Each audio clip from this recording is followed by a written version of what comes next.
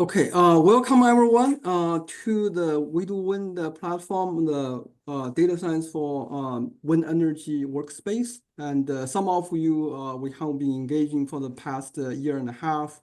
We started working on one particular problem related to wind energy, which is wind turbine performance evaluation in the past 13 months. And in the recent email, if you recall, I said going forward, that question is still of interest to us, but we want to broaden the discussion scope to including the general topic of data science related to wind energy. As a matter of fact, today's talk is not particularly about wind energy, it's about Gen AI. So I'm very glad to have my colleague, Dr. Tuo Zhao, willing to give this talk about fantastic language models and where to find them, right? Dr. Zhao was trained as a computer scientist from Johns Hopkins University and received his postdoc training from Princeton in operations research and joined the faculty of Georgia Tech about 6-7 years ago. I suppose Dr. Zhao actually joined ISYE before I joined, so I don't really remember which year that Yeah, was. 2017. Yeah, 8 years 17, ago. okay. 8 years ago, right? So, and Dr. Zhao is an expert on the language model, deep learning, and Gen AI method. So, Tuo, the floor is yours, and whenever you are ready. Okay.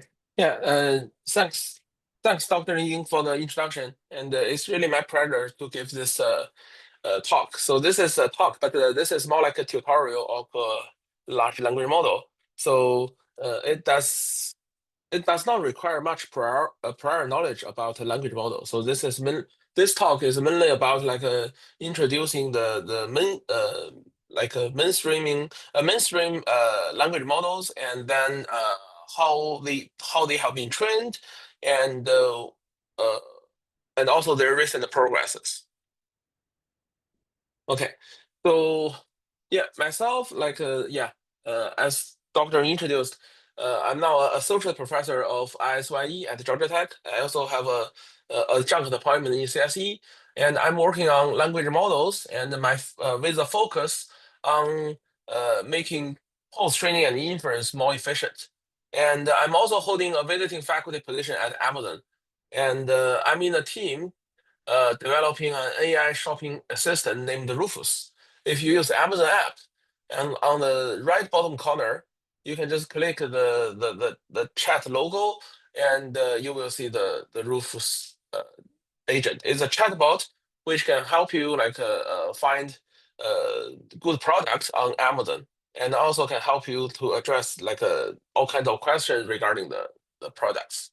Okay, so besides academic research, and also have a close collaboration with tech companies like Amazon, Apple, Microsoft, NVIDIA. Okay, so let's start with I assume like everyone has already know about this so-called OpenAI GPT. So this ChatGPT model was first released on November 2022, and later received tens of attentions. And one of the milestone of the ChatGPT is GPT-4, and it was released on April 2023. And this model actually has already been very powerful. In many standard tests, it's actually achieved on par or better performance than human average. So here are a few examples. The first one is SAT, and also human is average is 50, and GPT-4 can achieve 94 percentile. And so and for the fourth one is like a lower uniform exam. Human average is around 50. GPT-4 is can already achieve like 90 percentile. So like for many of these benchmarks require like reasoning, and also require a lot of knowledge of the field. And the GPT-4 has already shown a surprising performance. So this was 2023 and also April. Last year in September, OpenAI released another model called O1. And this O1 showed even better performance than GPT-4. And also, like, people find like this this O1 model can achieve like a very achieve like a good comparable performance to human in very advanced exams, like for example this GPQA, and it's mainly about like a scientific research, and this O1 model can answer like many PhD level questions. And this year, this past April, last month, OpenAI released another model named O3. It is even better than O1. So they are of the similar kind of models, but it has been better trained, and it's also it's faster and also more economical. Yeah. Okay. So many of you may be familiar with this GPT-4, right? But some of you may not be familiar with this O1 and O3. Yeah, so this talk, in this tutorial, I will introduce like how GPT-4 or like other kind of similar models, how they have been trained, and then also I'll introduce a little bit about this O1, O3 because they are really new, and they represent actually at least the I mean how we will advance AI in the next 2 or 3 years. Yeah, and also I'm hoping to answer like this question, like how close we are to the artificial general intelligence. Okay, so let's start with a language model and pre-training. Yeah, so the core of this GPT-4 is actually a language model. Okay, so what is language model? So here is the formal definition. So we assume like we have vocabulary, right? And this vocabulary contains all the words like a model can speak up. And language model, this language model will assign a probability to a sentence, right? This sentence consists of like T tokens. So T words, like each x1 to xt. So what I want to clarify, like here we call it tokens. You can just consider as words, but tokens are usually like at subwords level. So usually like we can say like one word is approximately like 1.5 tokens or something. Yeah, but you can understand they are basically the same. Yeah. And for every sentence, it's a sequence of tokens. And here we treat each token as a random variable, so x1 to xt. Okay, and x1 and xt can select like many tokens in the vocabulary. Okay, and then neural language model will assign a probability to a sentence. Okay, and we can use simple factorization of conditional probability, right? We just factorize it as a product of p xt given x1 to xt minus 1. And then we take the product from this little t from 1 to capital P. Okay, so we get this probability of a sentence just based on just based on factorization of the conditional of conditional probabilities. Okay. Once we then after we have this conditional probability, and we can further parameterize it using a neural network, right? This neural network will take x1 to xt minus 1 as the input, and then outcome the probability distribution of xt. Okay, and once we have this parameterization, we can actually calculate the log likelihood of the sequence of tokens, the sentence. Okay, so now we have log likelihood. Okay, so given the log likelihood, then we can actually train the neural language model based on this log likelihood, right? We've just maxified it. Okay, then how we have the model, right? How can we get the training data? Actually, the training data actually is very easy to find. We can just fetch like all kinds of text document on the internet. like Wikipedia or textbooks. Just we have many ways to collect the text data. And this text data can just be raw text data. We don't need any like additional labeling, right? Just based on the raw text, and we can do the following. Here, I give an example. We have a sentence, second law of robotics, robot must obey the orders given it by human, right? Recall, neural language model is actually a conditional probability, right? So what we can do here, so just the probability of a token, right? Given the previous context. So here, we can just, based on this sentence, we can create the training example. The first one is second law of robotics and quotation mark, right? So you see, we have 5 tokens, and then we are given 5 tokens, and we use it to predict the 6th token, which is this. And then this is the first example, right? And next we'll slide the prediction window from A to this robot, right? So in this case, we use the first 6 tokens as the context, and we use it to predict the 7th token robot. So this is just a logistic regression, right? Simple prediction. And then what we do is that we use the text document to create like all these training samples, and then we train a neural language model, right, which maximizes the log likelihood over the entire corpus. So basically, we do next token prediction over the entire corpus, and and this procedure is also known as the so-called generative pre-training.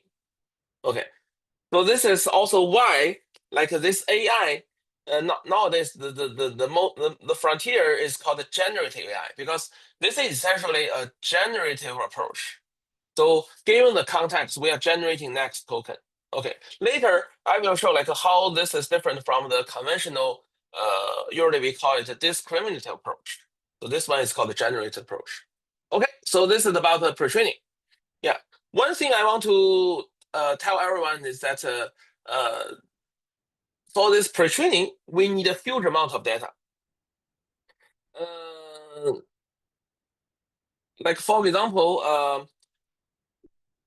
so for OpenAI has this new model called GPT 4.5. It actually they use, I think they use approximately, I think 120 trillion token for pre-training.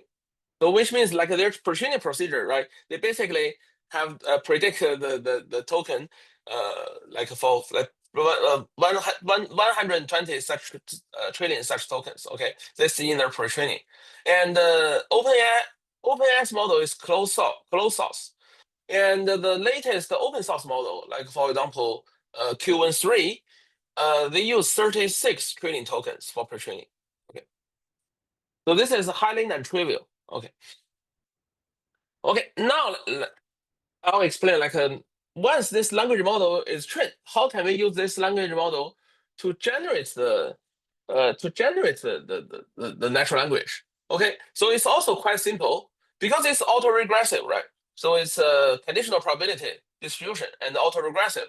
So what we can do is just, for example, we may have a prefill. Usually we call it a prefill, just a short sequence of prompts. You can just consider as the question from the user. Right? So for example, here we have x1 to x4, and then we just plug in x1 to x4 to the model, and then the model will give us the probability distribution of x5. Then we just sample x5 from the distribution.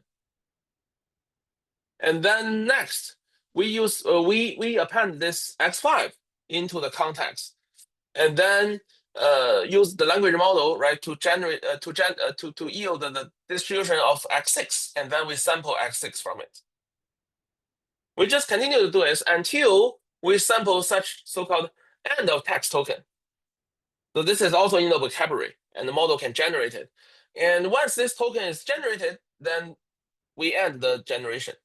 Okay, we get like the answer from the language model with respect to the input question. So why this language model idea makes sense? Actually, here I'll just give a high level intuition, right? Like you just consider the generation process of the natural language, right? Some tokens are just more likely to show up given the context. Here, I'm just giving an example, right?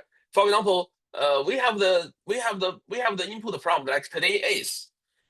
So we know like the probability of Monday should definitely much larger than the probability like of Atlanta, right? Because today is Atlanta does not make sense. It should not show up in the training corpus. So in the training corpus, it's more likely we will have like today is Monday, Tuesday, this kind of statement. Okay, so this is just high level intuition of the language model. Yeah, please feel free to interrupt me if you do not follow. Okay, yeah. So this is the tutorial, like yeah, mainly for newcomers.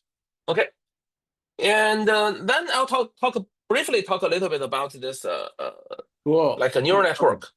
Yeah. Can I ask you, before we move on, can you tell us a little bit about the philosophy, the logic that defines the tokens in this whole business? I mean, Well, how OpenAI thinks when it decides what to use as a token in their training. So like for example here, the example today is Monday. So today is Monday. It's very likely OpenAI will just use each word as a token. So today is a token, Monday is token. Only when you have like some very long word. For example here, I don't have an example, but for example this one, log likelihood. So yeah, I have not checked the token either for details, but it's very likely log will become a subword. So log will be a token. Likelihood will be another token, right? Okay. Because log likelihood essentially like this is it's a word combining two subwords. Okay. Okay. Okay. Thank you. Yeah, usually subwords actually also has its own meaning, right? Right. We will not arbitrarily split like a word and split it into two tokens. If they are composite words, yeah. Okay. Yeah, usually composite. Yeah. Okay, and then next I'm going to introduce a little bit about this architecture, the neural network behind. So it's called transformer. Yeah, because I only have around like 50 minutes, so I will not introduce much about this transformer. But just to let you know, this transformer leverages the idea of so-called self-attention. So this self-attention different from the previous like neural architectures. This self-attention can model model the natural language, right, by directly calculating the similarity between any two tokens. So this gives us advantage, right? I mean, even a token is very distant from another token. For example, we are speaking a long sentence, right? But there's always a contextual dependency. Right? Some token we generate later may depend on the some like core tokens at the beginning. So this happened to a lot of like natural language text data. But previous model cannot really capture such kind of long-term dependency. So if we use that kind of model as a neural language model, you will find that those model after like a certain after like generating certain amount of tokens, the model just become memoryless. It will not memory early tokens. But this transformer actually can even like the generation already far away from the initial tokens, it can still capture this kind of dependencies. So this mechanism is called an attention mechanism, and this attention mechanism, as I said, it can capture long short-term dependencies, and it's also highly parallelizable. So we can do like a very efficient computation, and also this kind of mechanism allow like all kinds of modalities, which means we can use we can not only use text data as the input, we can also use speech, we can use image. So in this talk, I will mainly focus on text. But just let you know, like the latest GPT-4 model, if you have tried on app, you can see it can also directly speak to the model without using input text.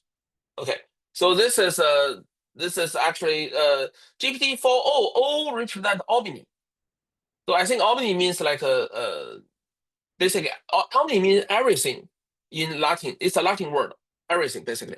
So GPT-4 just means that it can take all kinds of input: image, speech, text.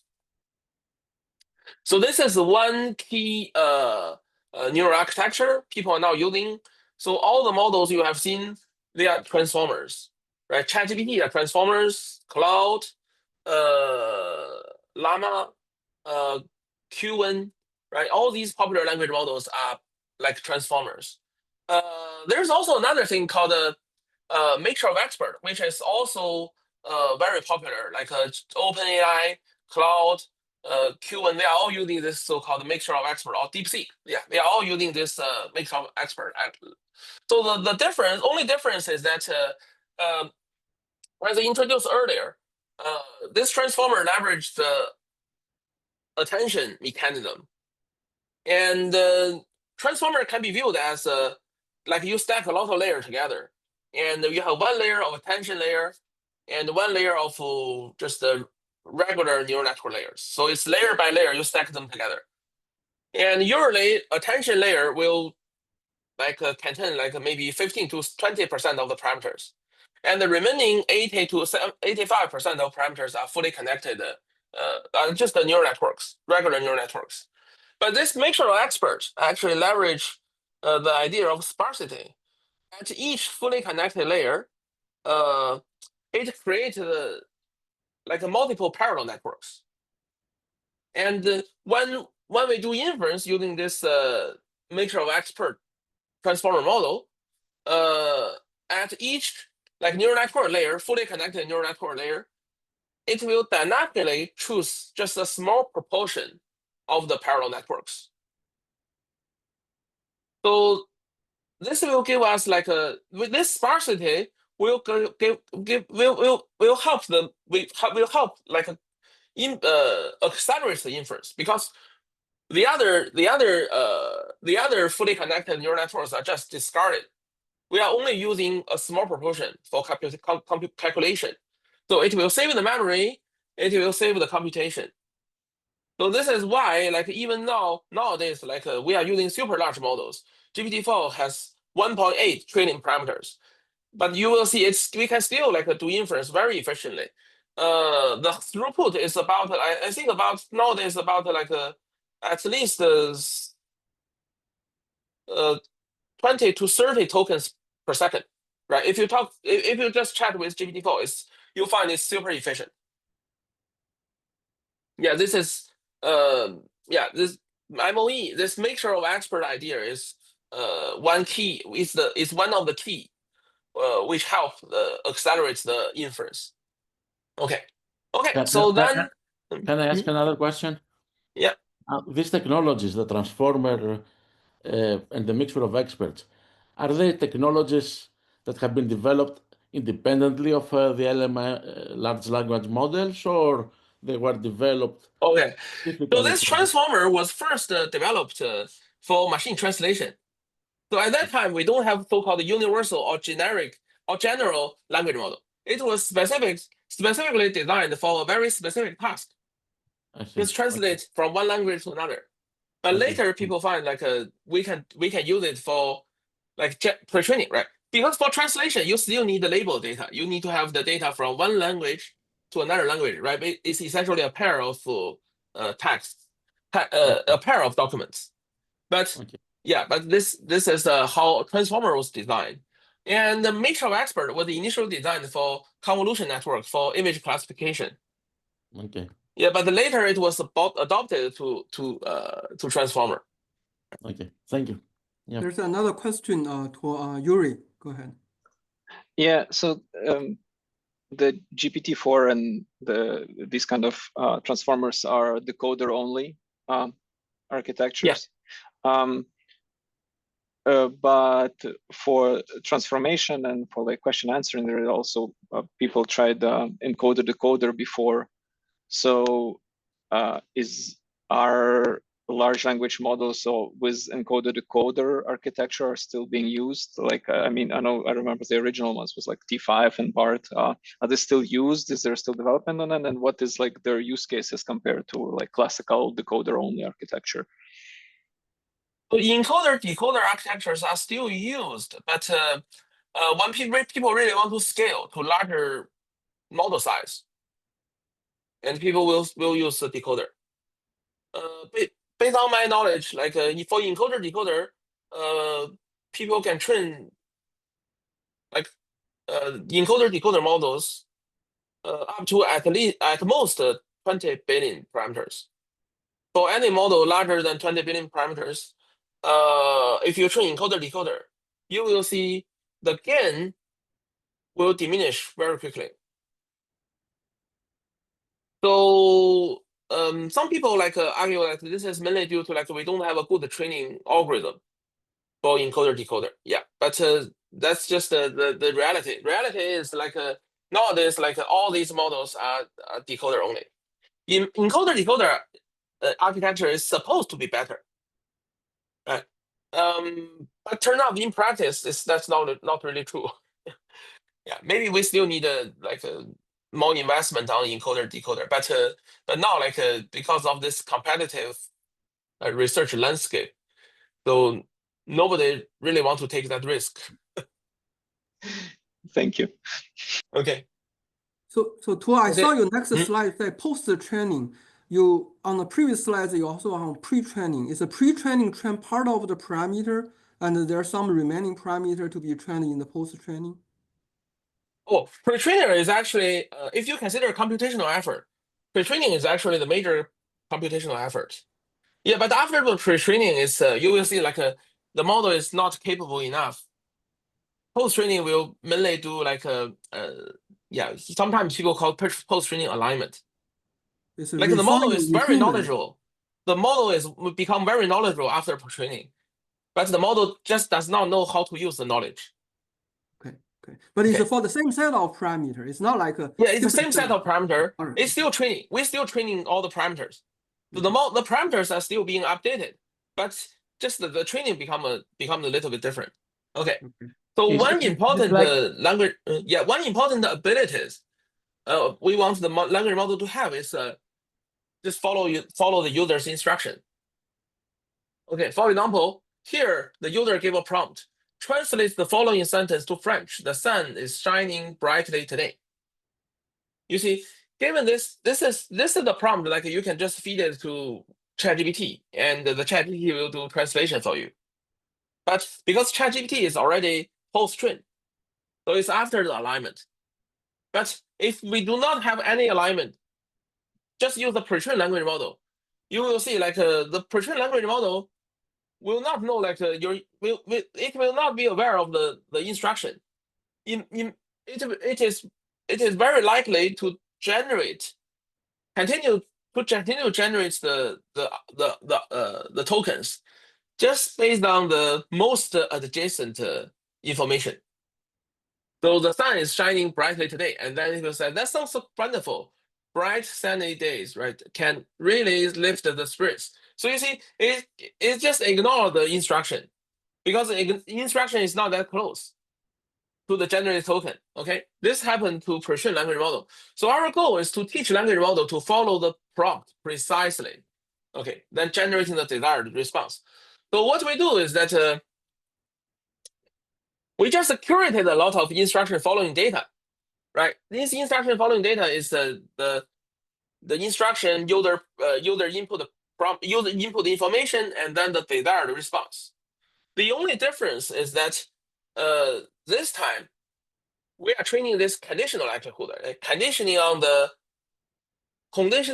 input prompt, right, and maximize the likelihood of the desired response.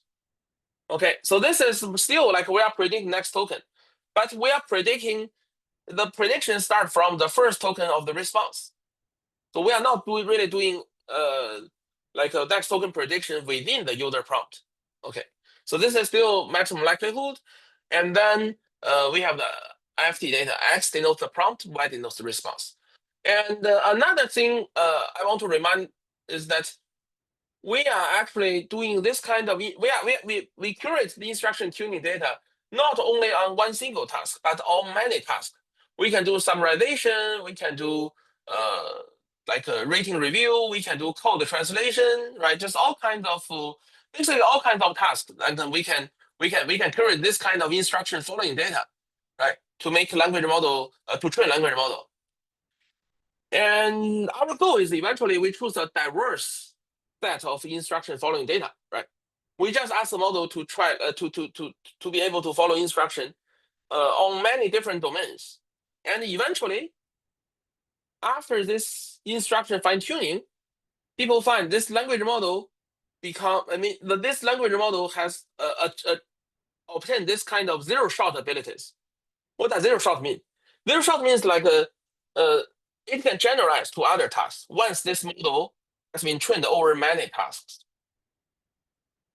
So you can see, even though this model may not be trained, let's just let me give a hypothetical example. Even this model has never been trained on translation, right? But we just train the model like just to follow other instructions. And when you use this model for translation, you will see this model can follow the instruction of the translation.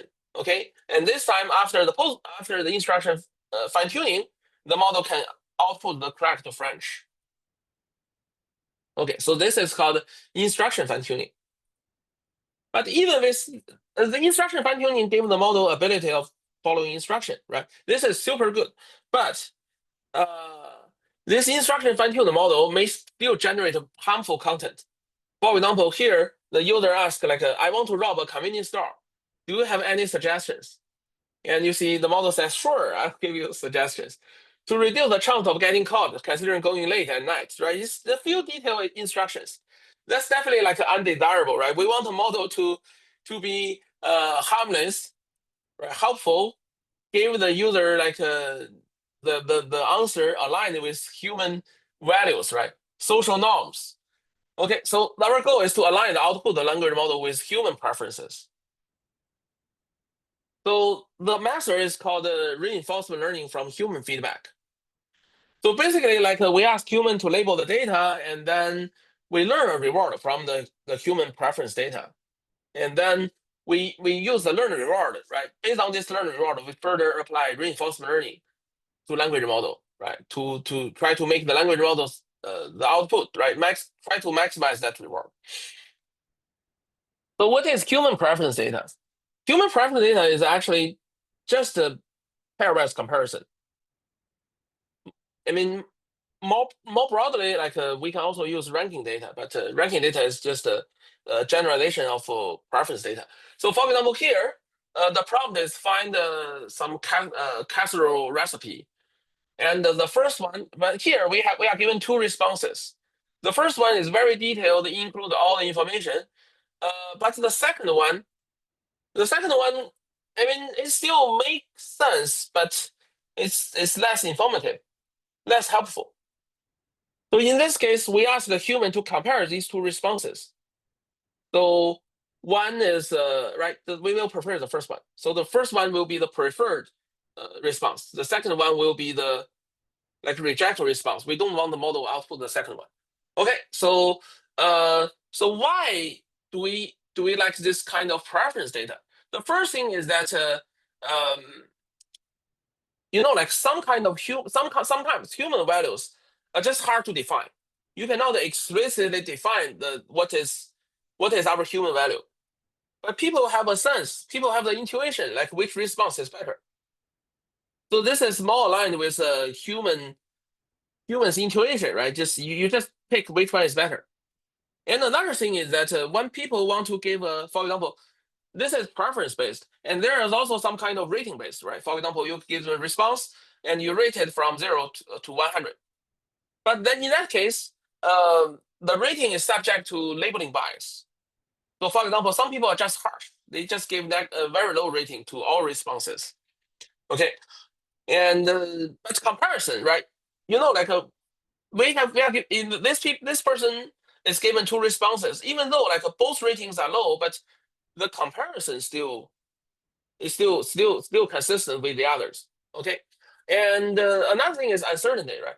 Even a human is like a nice today, it gives high ratings to like responses, but tomorrow this person may become harsh, also become harsh, and given like very low ratings on the responses. So in this case, like human labors contains a lot of bias and uncertainty, and ask the human labor to label the preference actually kind of reduce the bias and the uncertainty.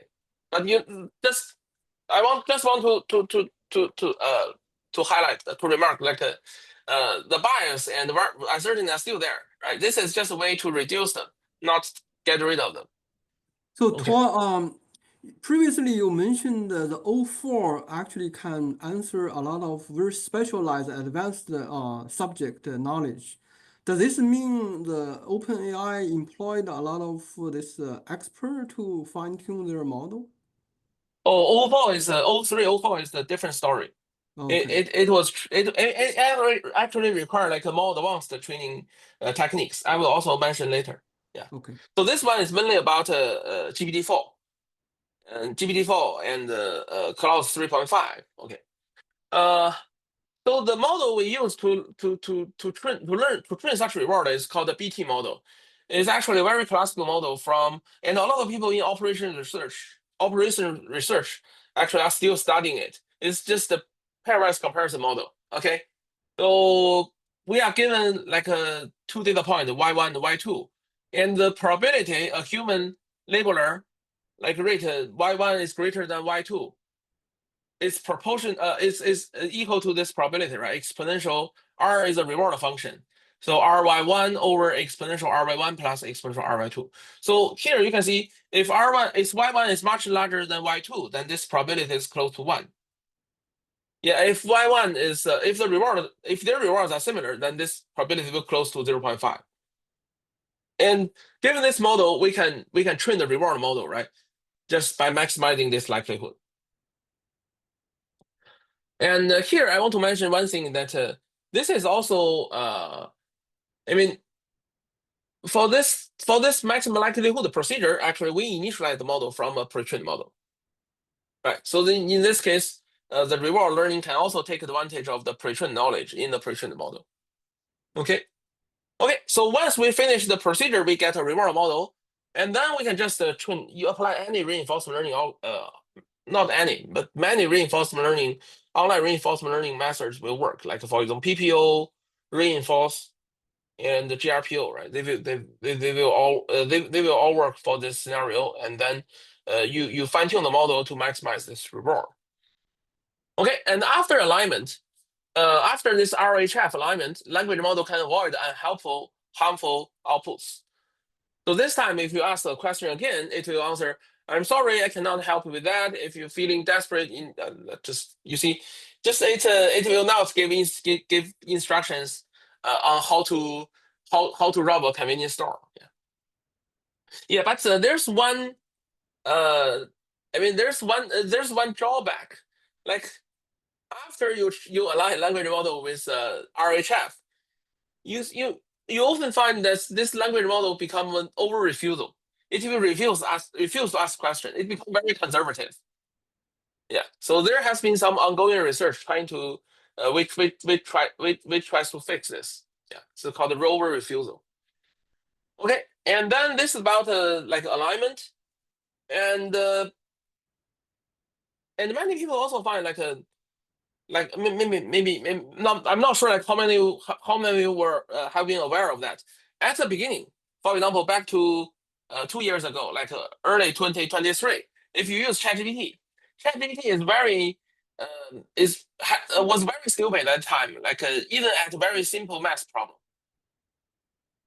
Right here is just a grade school mathematics. Like I think 3-year, 2-year, second year, like elementary school student can do it. So the cafeteria has 23 apples, and they use 20 to make lunch, bought 6 more, and how many apples left? How many apples are there? And the model will answer is 6. But you see, if nowadays, if you ask questions, the model will answer like something like right. It will first give a precise mathematical reasoning process, and then give you the answer. And now you see this time is different. Once the model shows the calculation process, it can get the answer correctly. Yeah. So this is the current behavior, and the answer 6 is the previous behavior. So why this is happening? Because this is why like these companies spend a lot of money on labeling data. So you see, when they curate data, they no longer curate simple question answer pair. They also ask the human labeler to give a detailed explanation like this. Right? It's called the chain of thought reasoning. So this is also a very hot ongoing like research topic. Many people are studying like how language model can do reasoning. And they all leverage this so-called chain of thought reasoning. So basically means like the model gave the detail of thinking and eventually gave the desired answer. Right? In many research, just trying to trigger or enable the language model to have different kind of chain of thought reasoning ability or different level chain of thought reasoning ability. So they all require like a suitable data curation and also with proper training procedure. I will talk more about it later. Okay, so next I'm going to briefly discuss like what the benefit of such generative approach. So traditional approach, right? Like we just do predictive model, we do classification, regression, whatever. And in that case, we will require separate model for each task, right? Because the model just gave the outputs without really knowing the task. The model is trained by the data corresponding to this task, but the model is not really aware of the task. But for language model, you see, when we give instruction, the instruction is the task. The model can understand the task. So this is why this is called a general language model or universal language model. It can handle all kinds of questions, right? You just describe the task, then the model can do it. So this is one key difference. So because of like a traditional approach require us to train separate model for different tasks, so it has limited flexibility, right? And also time consuming. We need to maintain a lot of models. And every time when we have a new task, we need to train a new model. Even though we may have like transfer learning, a lot of different methods which can facilitate the training of new models, but they still require effort. But this generative language model, right? You just need to design like a task-specific prompts, and then the model can do the job for you, and highly flexible, adaptable, right? And can generalize to new tasks without additional training. So this is one benefit. So large language model is a natural multitask learner. Yeah. And also language model give us a new interface for human-computer interaction. So traditional approach usually require you to have like, for example, if you want to manipulate robots, we need to have we need to have a lot of knowledge regarding the robot. And we also need to write how to write code so we can control the robots. We have complex APIs and SDKs. And you see this yields a very sharp learning curve. So it's highly non-trivial. And only students, only people with like even maybe they need the graduate level training so they can handle it. But nowadays, so we can ask a language. We can if we use the language model as the interface, right? Help us. Help to improve the interaction between robot and human, right? We can ask a language model, right? We just tell language model like what kind of task we want the robot to do, and the language model can write code for you. So in this case, we only need to like communicate with robot just based on language, and very accessible to non-programmers. So this is one example, right? I just want to control the robot dog to stand up on 2 feet. Then we just send the instruction. We just give the instruction to the language model. The language model will just write just a few prompts, and the language model will generate the code to control the motion controller. So eventually, the robot dog can stand on 2 feet. So you see, we fundamentally changed how we interact with computer. Can I ask a question here? Yeah, go Okay. ahead, Spiros. Yeah, is it true? I mean, I'm going to make a kind of philosophical statement here, and I want to see if my understanding of the situation is correct or not.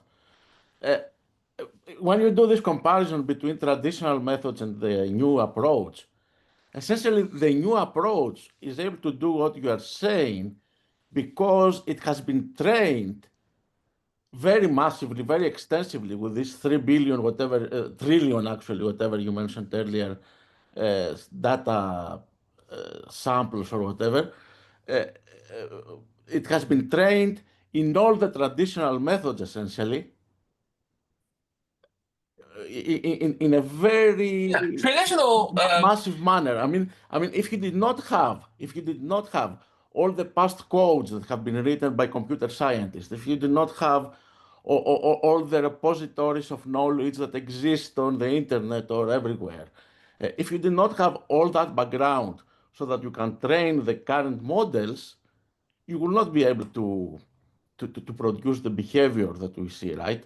So essentially, these LLM models act like as some very huge, some very massive memories of all the human experience. Is this a correct understanding of the situation or not? the short answer is we do need data. We do need the data some kind of programming data written by the previous scientist. Right. But they are also like I also have two comments. The first thing is that the data. I mean the data Let me written by. explain myself also. I'm not trying to criticize here. I'm just trying to understand. No. I'm just trying to explain like what's going on behind. Yeah. So the data are not really in the way we use for training. So scientists may just write something else. And what we can do is that we ask a language model to actually somehow curate the data based on existing data. You see, this is based on the old data, but not really completely. If somebody writes something very, very different from what you have done up to this point, would the large language models be able to produce this development or not probably? Let me give you an example. So previously, scientists may just write some code, right? For example, making the dog like a robot dog stand on 2 feet. And we don't have other description. We just have the data. The model even the model has not been really trained on this kind of data, but the model can understand the data a little bit. Okay. So the model can actually add some description to the code. So the reason the model can partially understand the context. You see, labeling the code like as this is the code for making robot dog stand up on 2 feet is much easier than writing the code, right? The reason the model can partially understand the code because the model has been trained over other code. And this kind of, even though it's a different code, but it gives the model ability to understand the code. So in many cases, even though the model have never seen this code, then this code may be for completely different domain, but the model can understand a large part of it. So you see, this is not only about like curating data based on existing human label data. It's actually it's a collaborative process. We use language model. So once we train advanced language model, we can use the language model and the existing data to generate more advanced data. So we have this kind of like a flywheel. So model data, we get stronger, better model. And we use stronger, better model to train stronger and better model. And once again, we just rotate the wheel and we are accelerating this iteration. But you need somebody to check every time. We need to have some initial, right? Still have some initial data. Whether it is correct or not, this new development, right? Yeah.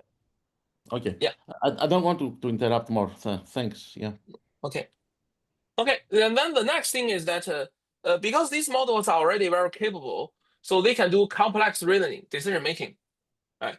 So previous, like in conventional approach, like because the model are designed for specialized for specific tasks. So yeah, it's quite limited. So if we want to use it to do a complex decision making, basically we need to define a pipeline and create a model for each pipeline, at each component of the pipeline. And yeah, so this is very, very inconvenient. But nowadays, we found this general language model. You just you can directly treat it as an agent. It's already it's already very good. So let me give you one example. So this one we're asking the model to play some game. So this model has never seen this kind of game before. The model is not really trained for this game, but we just give the model prompt, and the model start to parse the game and give the answer. So this is one simple example. Now there's there's a startup company called Manus. So Manus has developed some general agent. It can do a lot of very, I would say non-trivial tasks. For example, you can just use it. You can use it to let's say screen the resume. So I have demos, right? Just you can use it to do a very complex approach, a very complex task. The model will basically do the planning. It will create a schedule of multiple steps, right? At each step, it will do certain things. So yeah, so this is another advantage of language model, and also this language model can use tools. So for tools here, what I mean is basically just the other software, right? For example, if we can use language model to be an operation management agent, right? And we can use this model to we gave the problem, we gave the model our a problem description. It can formulate the mathematical modeling and the mathematical optimization problem. But the model will not solve the problem by itself. Instead, it will call, for example, some commercial language model solver, some commercial optimization solver, solve the problem, and the model will gets the return, gets the outcome of this commercial optimization solver, and continue its own task. The model can call external tools, and some other external tools like web search. So if you use Google or if you use Bing or Perplexity AI, you will see you can ask the question. The model will first do search online and find the related document and fetch that related document and answer your question based on the fetched document. So these are all different ways to use external tools. It can also, let's say, for example, even this robot example, right? We can call, we can use the language model to generate code. The language model will call the external code execution compiler, and then compile the code, and then you use the outcome to control the robot. So language model, as long as language model are properly trained, language model are very capable of calling these tools. So you see, this is actually extending the functionality of language models to an even much broader domain. Yeah. So sorry to interrupt you here. I know we are very close to the 1 hour mark. I know some of you have other arrangement. So if you do, feel free to leave. We record the session, and it looks like we're going to go over 1 hour. And I put a link into the chat. That is a place you can go to the We2Win platform and find where the slides and recording is going to be. For my colleagues of Georgia Tech, I will send a direct link. So Okay. you will find the recording. So we're going to continue. Yeah, go ahead. Okay. So next, I'm going to talk a little bit about this 03, 04, and also DeepSeek R1 stuff. So this is called the reasoning model and end-to-end training. So let's start with a slightly more complex math reasoning question. So this is just question from a math data set. It's a middle school. It's middle school math question. Solve an equation and enter the real rules separated by commas. If you use GPT-4, GPT-4 will give you still, I mean, as I mentioned, the model can do chain of thought reasoning and give you the final answer. So if you ask GPT-4, GPT-4 will roughly use 700 tokens and eventually give a wrong answer. So this model is too complicated. It's beyond the capability of GPT-4. But if you use like a DeepSeek 001 R3 something, DT3 R1 or 03 04, it will still do chain of thought reasoning, but you see the difference. Here it only use 700 token, but this time it will use 5,000 token. We call this long chain of thought reasoning process. It's a very different, even it looks similar, but it's another skill, another capability for language model, and the model gains this kind of capabilities from a different training procedure. And after the reasoning with 5,000 tokens, it can give the correct answer: 1 plus square root 19, 1 minus negative square root 19. So this we call it slow thinking. Okay, this one we call it fast thinking because it's just generate a very short amount of a small amount of tokens, right? We call it fast thinking, and this one is called slow thinking because it generates more tokens. It takes more time.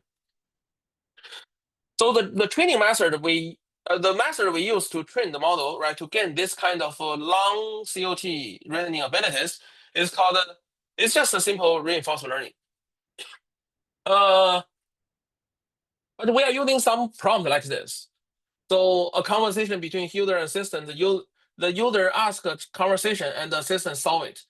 The assistant first think about the reasoning process in the mind and then provide the user with the answer. The reasoning process and the answer are enclosed with thinking tag and answer tag. And then user prompt, assistant give the answer. So this is the prompt template we use to train the model, right?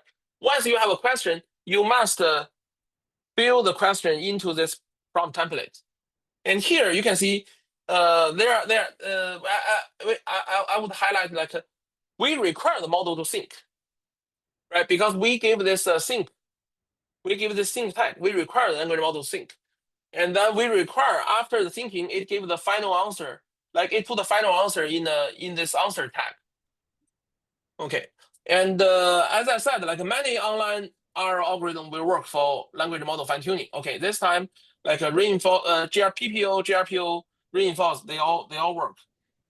So from the early part of you explain the language model, I cannot really intuitively imagine how they solve the mathematical equation, right? Because I can imagine if you have a sentence, just follow the sentence, the appearance, the frequency, whatever happened in the historical, in the training data, right?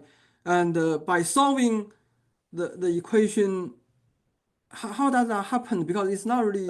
I'll explain later. Yeah, I'll explain in later slide. Yeah. So the next, I'm going to talk a little bit about the reward design. This reward design is super simple. So it just contains two parts. The first one is whether the final answer is correct. For example, if we do a math question, it has a final answer, right? In that case, we can just check like whether the answer match the ground truth. For example, for that math equation, for that problem solving math equation, we know the final answer, right? And we only need to check like whether the answer from the model match the ground truth. So it's a simple verification. If it's correct, we get 1. If not, we get 0. And similar for code execution, we can create like many different unit tests, right? If it passed the unit test, then we get 1. Otherwise, we get 0. Okay, and then we also have another format reward because we require the model to think, right?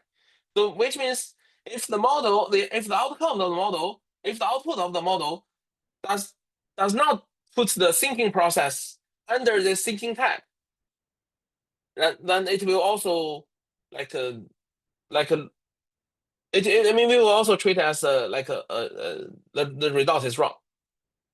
But it also happens sometimes like it puts the thinking process in the thinking tag, but the answer is still wrong. So in that case, we only give partial credit. For example, we can give 0.5 or 0.2 if the model puts the thinking process in the thinking tag but gets the wrong answer. Okay, it's a very simple reward. Basically, we just check whether model follow the format, But or whether the model. can I interfere here? I mean, I want to follow up with Eugene's question, just perhaps looking at it from a little bit different viewpoint to connect this to reinforcement learning, and maybe expand on Eugene's question. Essentially, when you talk about reinforcement learning, we are talking about a dynamic process that has a number of states. And we need to define some sort of value function at every state, right? So that at the end we go to the goal state with success.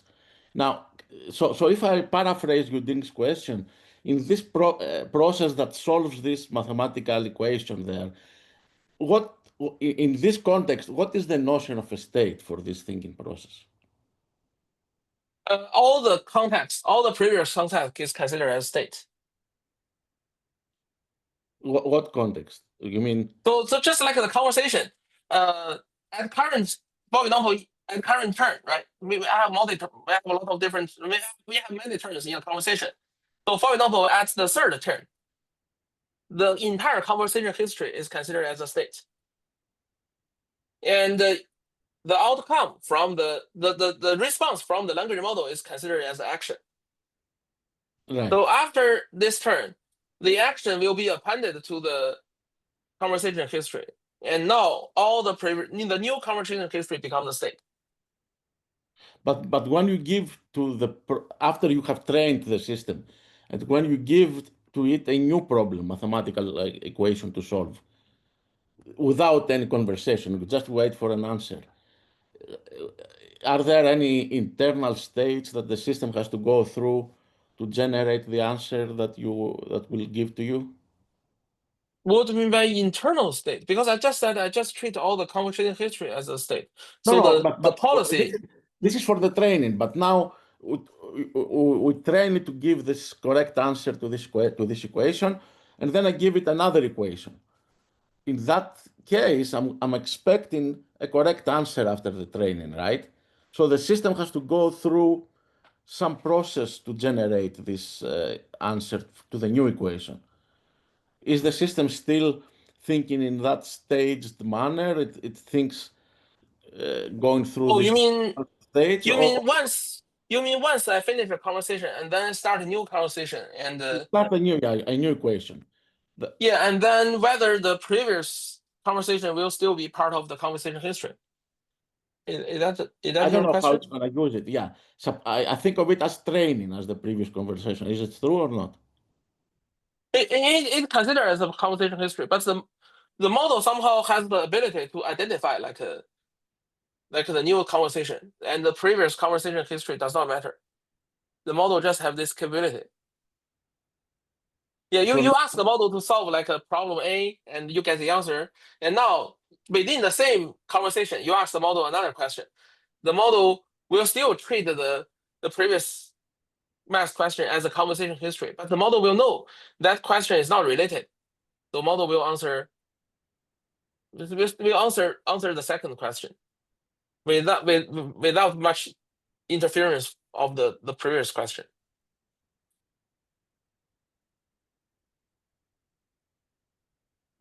So, okay. So I'm hoping that answer. Okay, so let's take it offline. Maybe we can talk about this further. Okay. At some point. Okay. I still have some questions, but I don't want to hold up everybody here. Okay. Thanks. Okay. So this is this is actually the training plot of DeepSeek R1 model. It's a reasoning model, and you see as the beginning of the training, the length of the generated sequence is not very long, but it will gradually increase the length, and eventually the model can generate a very long reasoning thinking process. So this, we call this emergence of long COT abilities. The reason we call it emergence is it happened to some model. For example, DeepSeek V3. We fine tune it with RL, then we get DeepSeek R1. It have this long COT ability. For Q1 2.5, we can fine tune the model with RL, and it will have this long COT abilities. But for other model like Llama 3, Gemma from Google, Llama is from Meta. Many other models, they don't have such ability. So we still don't have a very clear clue about why this is happening. But people already know about for example, Q1 and DeepSeek. They have pre-trained their model over a large amount of math data and coding data. You see, this is the difference. Without pre-training extensively on math data and coding data, you will not have this reasoning abilities. But this does not mean a problem leakage. So the training data the training data does not contain any of these questions I use for training.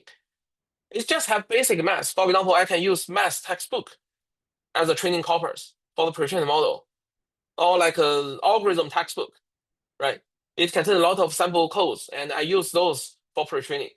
Somehow the model mastered the basic knowledge at a very foundational level. And the fine-tuning here just try to trigger those capabilities. And somehow the model learn how to composite its knowledge, eventually solve a more complex problems. This is so far what we know about the pre-training data and also the outcome. So hope this partially address Professor Ding's question. It indeed needs some math data, but not necessarily very difficult one. But should be very difficult, but maybe not as difficult as the problem the model is working on. Okay, so this reasoning model is only for math and coding, right? But actually, the whole idea can be generalized to a more complex scenario. So we can ask a language model. We can use this very small method to train the agent. So the agent, right? The agent will interact with the environment like human, and it can also call external tool. Right. So after the interactions, it will generate some conversation history, right? It's a trajectory. And as long as we can evaluate whether the goal of the agent has been achieved or not, right? In this case, we need to design some language model verifier. We just verify whether the model has achieved the goal or not. We only check this. We only check the goal. We omit the evaluation of the entire trajectory. We just check whether the goal has been achieved. Or you can also design other kind of reward. For example, we can still evaluate the process, but more for example, if we want to do for example, we want to use web search to answer the question, right? And here we need to verify whether in the trajectory the web search API has been called. Right? You see, we only design simple language model verifier. We do not really evaluate the entire trajectory into details.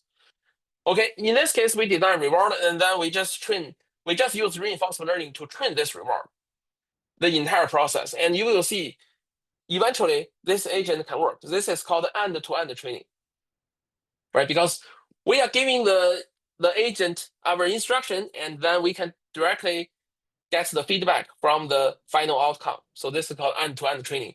And this is already, OpenAI has already developed an agent based on this idea. The agent is called the deep research. If you use ChatGPT, you will find the deep research button. You click it. If you're a free user, you can use it 5 times per month.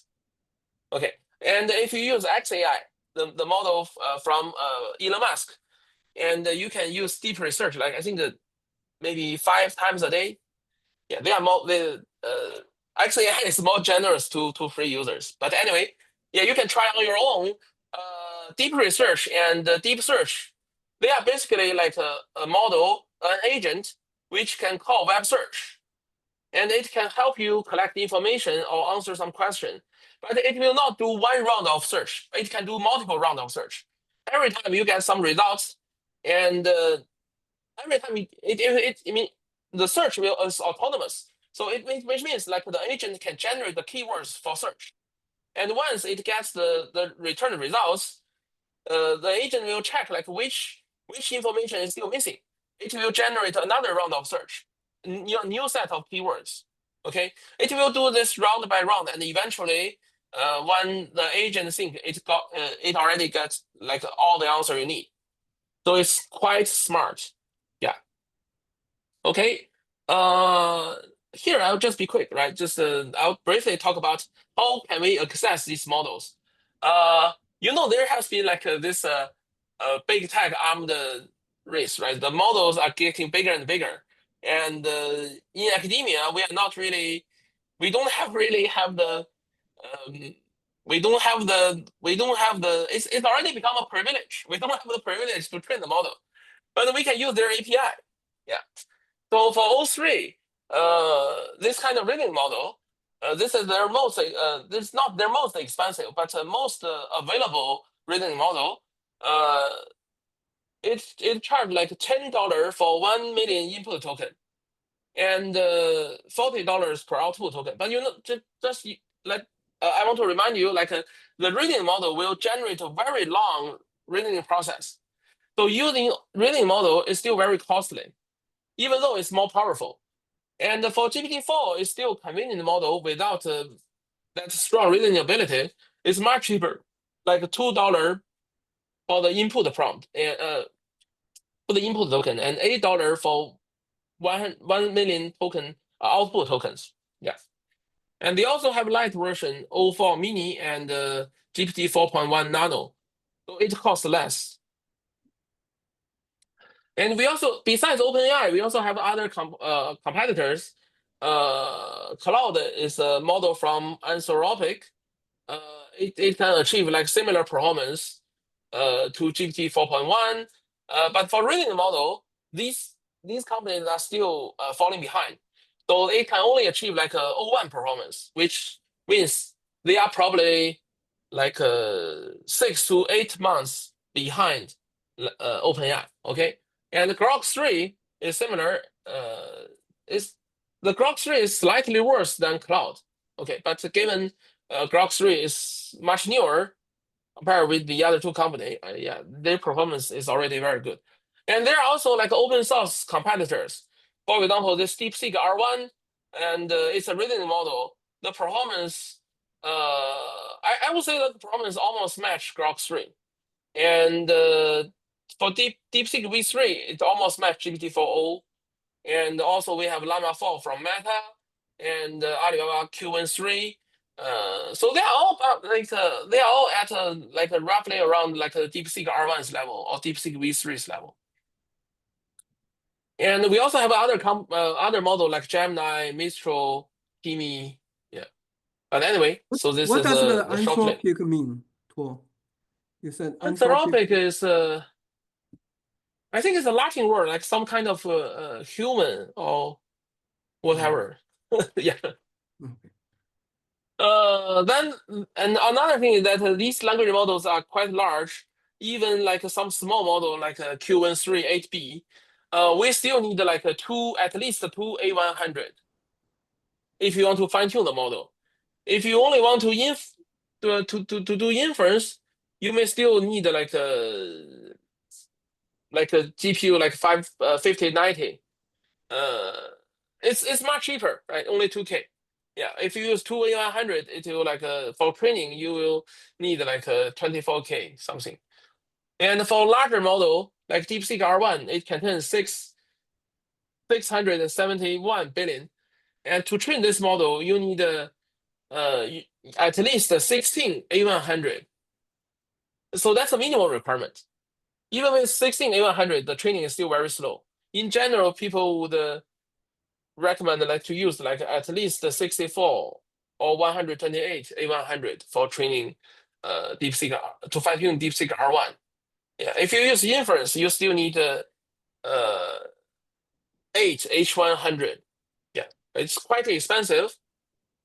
So I think this is something like academia need to address. Like academia is short of computational resources, and so far we don't have a very clear clue like how to address this concern.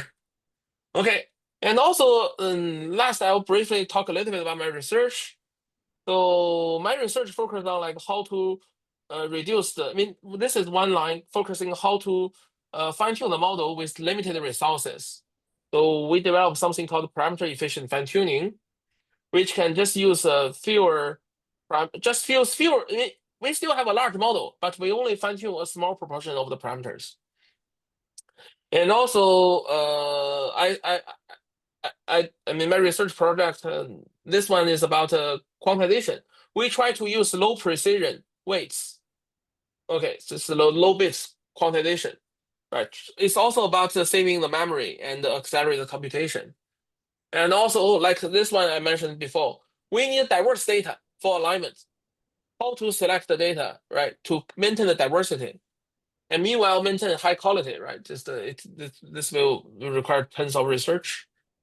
And also this one about agent. How can the agent how can agent use like web search more robustly? Because web search always return noisy results. And how can we use language model to process the noisy return results? And I also do robust RHF alignment, long sequence modeling, because like in many cases we need to generate long sequence, like long COT, for example, long COT reasoning, or we want the data to summarize we want the model to summarize some news, right? The news is always very long. So in that case, we need a language model to be able to deal with the long sequence, and also how to do optimization more efficiently, and yeah, just a bunch of stuff. Yeah, but feel free to ping me if you want to like discuss my research project. Yeah, I'm always happy to discuss. Okay, so this is a summary. So some take-home messages. Large language models are powerful tools that can perform a wide range of tasks through natural language interaction. Okay, so natural language is the key here. If you want the language model to work on problem, you need to have a problem ready in the natural text form, or at least some kind of text form like code. Post-training techniques like instruction fine-tuning, reinforced learning from human feedback are critical for aligning language model with human preferences and specific tasks. Basically, pre-trained language models are very knowledgeable but useless. Yeah, post-training trigger like advanced capabilities and enable them to follow instructions. And the language models offer significant benefits like natural multitask learning, new interface for human-computer interaction, and it can leverage tools for complex reasoning and decision-making. And this new reasoning model actually exhibits strong proficiency in mathematical problem solving and programming. And also, the idea transferred to the training of general agent, right? It holds significant promise for empowering the planning capabilities of general AI agents. Reasoning language model is so far, I mean, many of these companies, they are competing with each other, like on this reasoning model. If they can make reasoning model more efficient, because so far the main bottleneck of reasoning model is the long COT generation is quite slow, and also sometimes ineffective. If we can make this long COT reasoning more effective and also more efficient, then we can definitely make this language model make them much more stronger, you see. So I think if we are on the way to AGI, right, this is like a reasoning language model is like one of the booster. We need this kind of booster to achieve AGI. Okay, and also ongoing research, like for example, I just mentioned the parameter efficient fine-tune, quantization, data selection, right, and also many other topics. Like we are trying to push the boundaries of language model in terms both of capabilities and efficiency. Okay, that's all.